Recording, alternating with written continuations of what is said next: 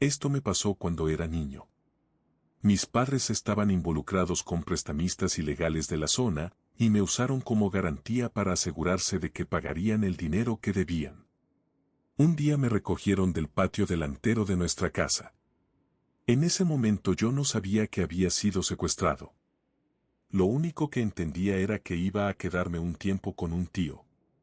Ese hombre vivía con varias novias que consumían drogas y con muchos compañeros de piso que hablaban de forma muy agresiva y usaban muchas malas palabras. A pesar de todo, nunca me hicieron daño.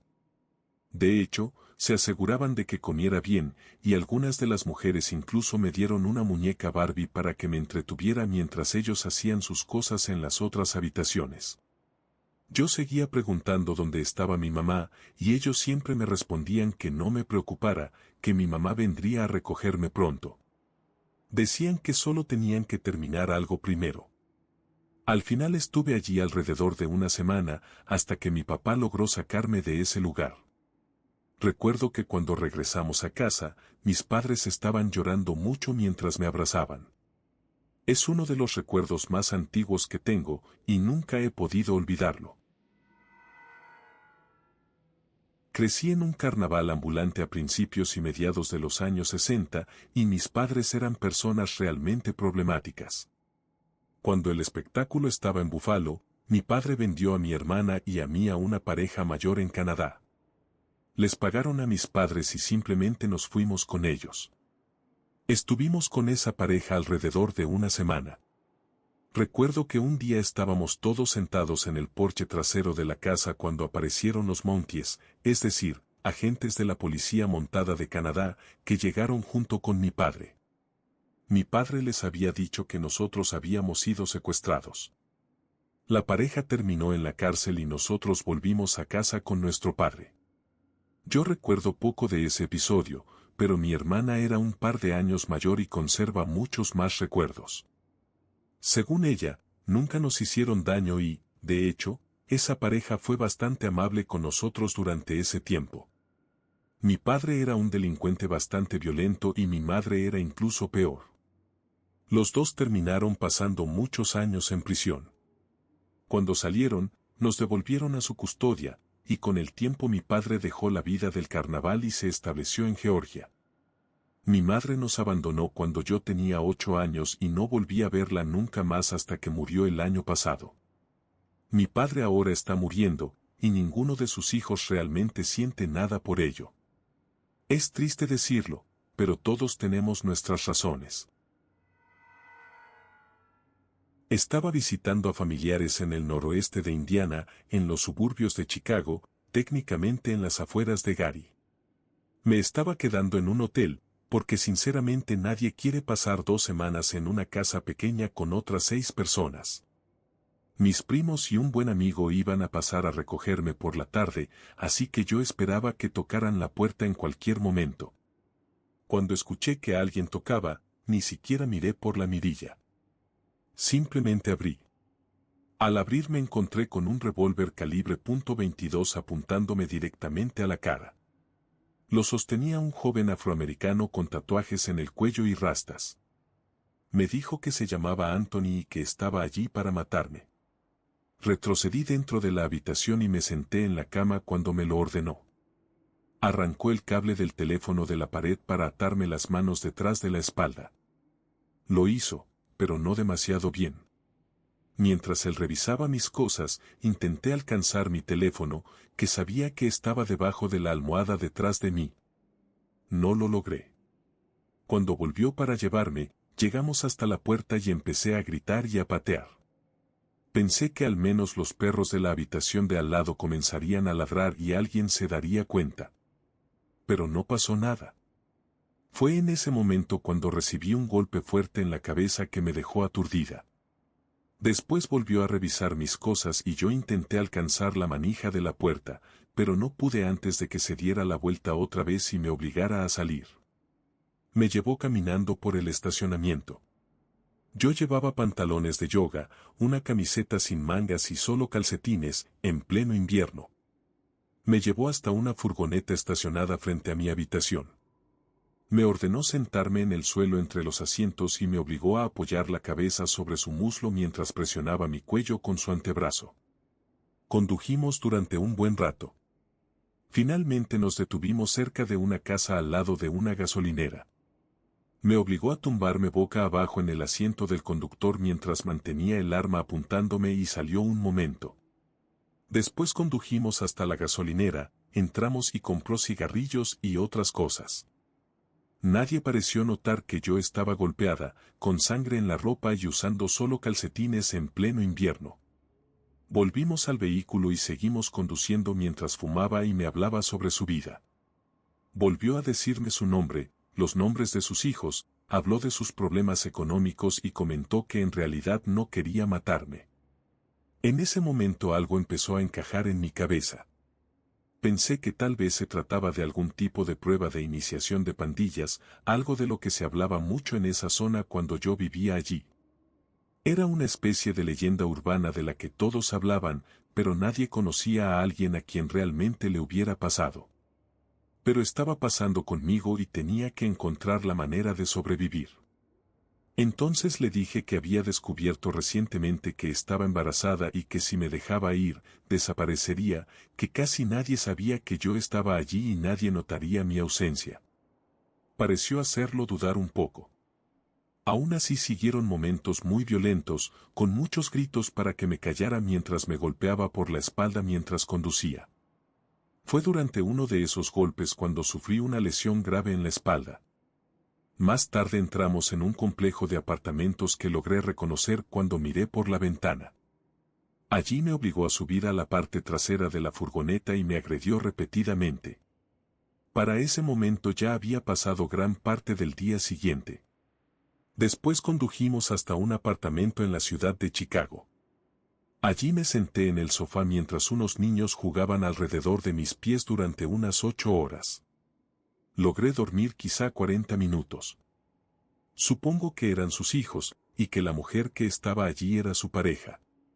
De alguna manera, parecían completamente tranquilos con mi presencia. Incluso me dieron comida antes de que nos fuéramos. Después de salir condujimos durante varias horas hasta que anocheció. De repente se detuvo, me dijo que abriera la puerta del pasajero, y que corriera. Así que corrí. Me di cuenta de que me había dejado al otro lado de un campo, cerca del hotel donde me hospedaba. Corrí hasta la oficina del hotel y llamaron a la policía. Antes de que llegaran los agentes, él volvió. Entró y nos obligó, a mí y a la recepcionista, a salir bajo amenaza. Cuando el vehículo arrancó otra vez, no se aseguró bien de que estuviéramos escondidas en el suelo, y logré hacer una señal a uno de los policías que estaban llegando. Después de una breve persecución, lograron detenerlo. Nunca he vuelto a esa zona desde entonces. Vivo con estrés postraumático, daño cerebral y dolor crónico por la lesión en la espalda. He tenido 8 cirugías intentando aliviar algunos de los problemas, pero parece que tendré que lidiar con esto el resto de mi vida. Esa es mi historia.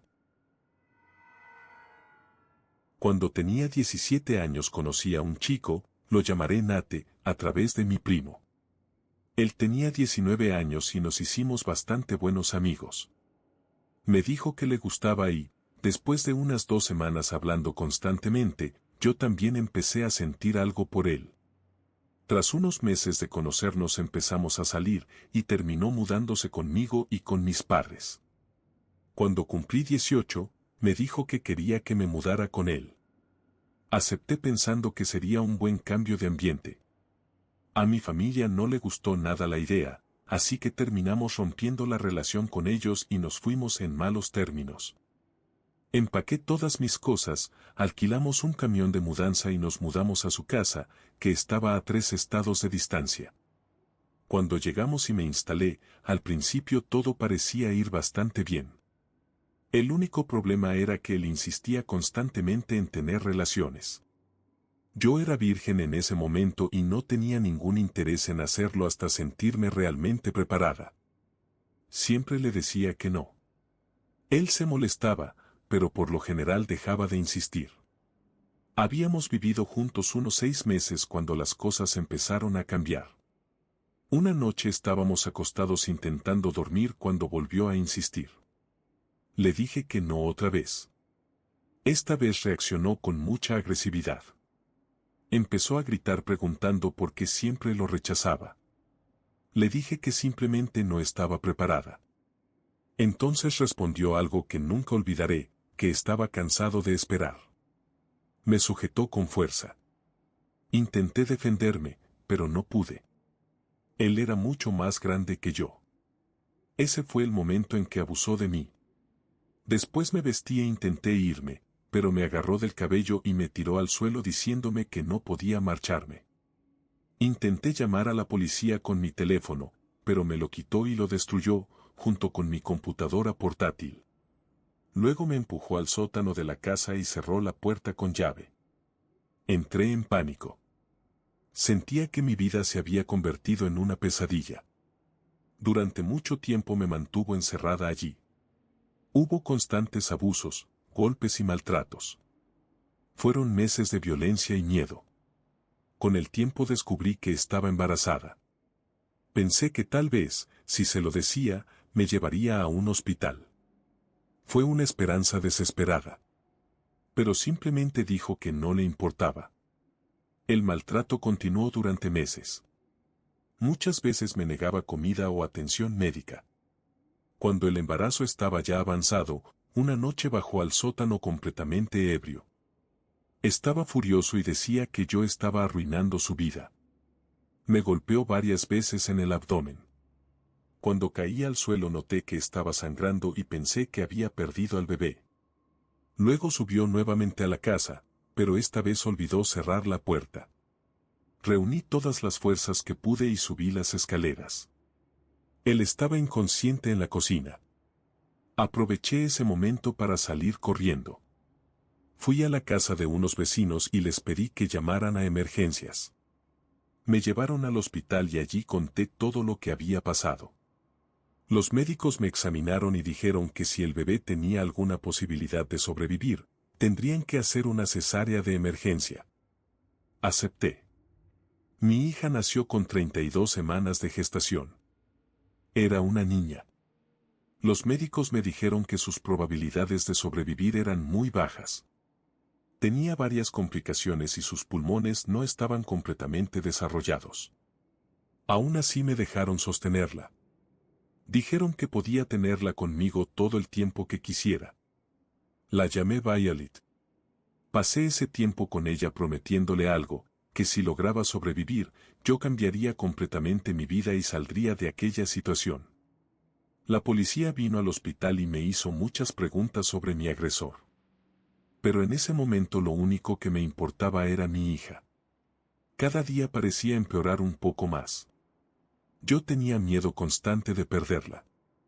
Después del cuarto y quinto día hubo una pequeña mejora y empecé a tener esperanza. Pero al séptimo día los médicos dijeron que su cuerpo ya no podía seguir luchando. La sostuve entre mis brazos, la besé, la abracé y le dije cuánto la amaba. Poco después dio su último suspiro mientras yo la sostenía. Sentí que mi mundo se detenía. Llamé a mi madre y le conté todo lo que había pasado. A pesar de todo lo ocurrido entre nosotros, ella y mi familia condujeron 7 horas para llegar al hospital. Mis padres nunca pudieron conocer a su nieta. Yo nunca pude criar a mi hija. Decidí cremarla y convertir sus cenizas en un collar que siempre llevo conmigo.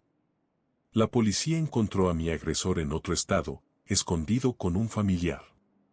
Fue arrestado y acusado de varios delitos graves. No tiene posibilidad de salir de prisión. Todo esto ocurrió hace casi 6 años, pero aún pasa por mi mente todos los días. Mi actual pareja conoce toda la historia. Ha sido increíblemente comprensivo y me ha ayudado mucho a intentar sanar. Y en los días en que no puedo soportarlo, él está ahí para mí. Mi hija habría cumplido 6 años el 22 de abril. Y todavía me pregunto cómo habría sido la vida si ella siguiera aquí. Me secuestraron y asaltaron dentro de un taxi en Managua, Nicaragua. Había estado enseñando inglés durante unos meses en León, una ciudad colonial bastante bonita, y decidí tomar un descanso para reunirme con mi familia, que estaba de vacaciones en Costa Rica.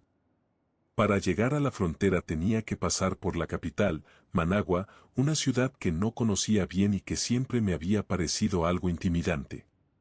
Llegué a una terminal de autobuses al norte de Managua justo cuando empezaba a oscurecer. Desde allí tenía que tomar un taxi hasta otra estación en el sur de la ciudad para continuar el viaje. Elegí uno de los muchos taxis que estaban esperando, me senté en el asiento trasero y me relajé un poco después del viaje. En Nicaragua es normal compartir taxis si el conductor quiere recoger a más pasajeros, así que no me sorprendió demasiado cuando el conductor se detuvo, habló con alguien en la calle y subió a otro pasajero. Seguimos conduciendo y yo estaba medio distraído mirando por la ventana cuando de repente el pasajero del asiento delantero se pasó al asiento trasero conmigo y me sujetó con fuerza. Sentí algo metálico presionando mi hombro y empecé a resistirme. Grité pidiendo ayuda, pero en ese momento el conductor frenó de golpe, se giró y empezó a golpearme mientras gritaba que me mataran. Ahí me di cuenta de que los dos estaban trabajando juntos.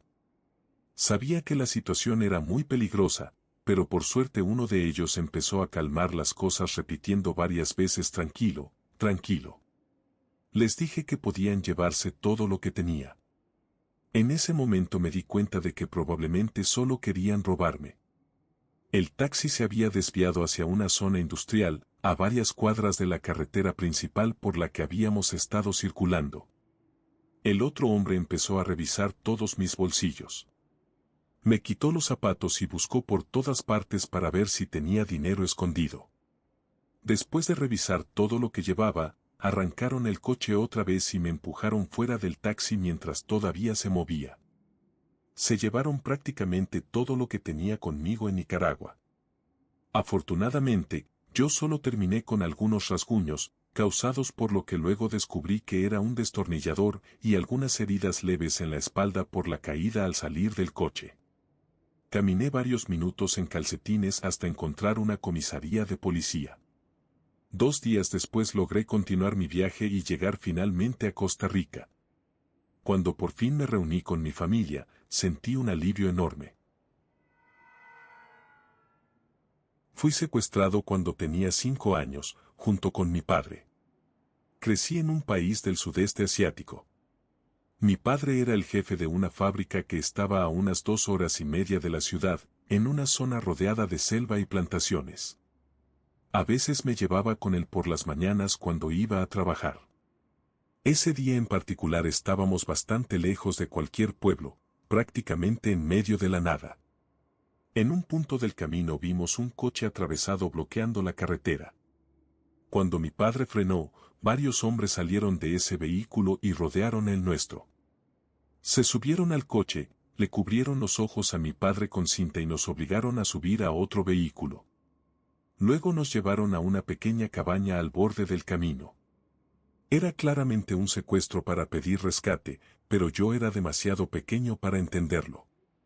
Mientras estuviera cerca de mi padre, me quedaba tranquilo y callado. Mucho tiempo después supe que, durante el trayecto y también en la cabaña, mi padre estuvo diciéndoles a los secuestradores que yo era solo un niño y que probablemente terminaría llorando y llamando la atención. Les dijo que pagaría lo que fuera si me dejaban ir. Por suerte fue lo suficientemente convincente y decidieron enviarme de vuelta. Además, los secuestradores no habían esperado encontrarse con un niño cuando interceptaron el coche. De hecho, según recuerdo y lo que me contaron después, no fueron particularmente crueles conmigo. Un par de ellos me llevaron de vuelta hacia la ciudad y me dejaron cerca de una iglesia que estaba a poca distancia de mi casa. En el camino incluso compraron algunos dulces y bocadillos para mantenerme tranquilo. Al parecer funcionó muy bien, porque cuando la policía me encontró yo estaba sentado allí comiendo felizmente, sin entender realmente lo que estaba pasando. El rescate fue pagado, nunca supe exactamente cuánto, y mi padre fue liberado 3 días después, en bastante buen estado. A los secuestradores los capturaron aproximadamente un año más tarde. Sin embargo, Mi padre se negó a denunciar al hombre que le había dado comida mientras estaba retenido. A los demás sí los encarcelaron. Mirándolo ahora, creo que tuvimos suerte de que esto ocurriera hace unos 40 años. Hoy en día existe una posibilidad mucho mayor de que las víctimas no sobrevivan, incluso si el rescate se paga. Cuando yo tenía 12 años, mis padres se separaron. Siempre habían tenido una relación muy conflictiva, así que me sentí aliviada cuando mi mamá finalmente echó a mi papá de la casa. Unos días después, mi papá apareció en mi escuela secundaria para recoger a mi hermana y a mí. En esa época las escuelas no eran tan estrictas sobre quién podía llevarse a los niños. Nos dijo que había hablado con nuestra mamá y que ella le había dado permiso para recogernos y pasar la tarde con nosotras. Nos subimos a su camioneta y enseguida noté que su escopeta estaba colgada en el soporte de la ventana trasera. Yo solía ir a cazar con él, así que sabía que no era temporada de caza y que era extraño que llevara el arma allí. Al poco tiempo de empezar a conducir llamó a mi mamá y le dijo: «Tengo a las niñas. Las traeré de vuelta cuando yo también pueda volver a casa. Si no, mala suerte». Y colgó. Mi mamá empezó a llamarlo una y otra vez, pero él terminó apagando el teléfono. Ella llamó a la policía, pero como todavía estaban legalmente casados y no había un acuerdo de custodia, le dijeron que no podían hacer nada. Mi papá nos llevó a la casa de su madre. Recuerdo que allí se puso a llorar y me preguntó si en el divorcio yo lo elegiría a él. Le dije que no, que quería quedarme con mi mamá. Entonces empezó a golpearse la cabeza contra la pared con fuerza. La pared quedó marcada y con manchas, y a él se le empezaron a inflamar varios golpes en la frente. Luego dijo algo como: «¿Ves lo que me haces hacer? No quieres que esto sea más difícil para mí, ¿verdad, cariño?». Solo recordarlo todavía me revuelve el estómago. Pasamos allí un par de días. Mi mamá llegó una vez y golpeó la puerta, pero mi papá llamó a la policía y la acusó de entrar sin permiso, así que tuvo que irse. Después de otro día o dos, él dijo que me llevaría a la tienda Loves, donde mi mamá trabajaba en ese momento, para verla y saludarla. Entramos a la tienda y caminamos por el pasillo de madera.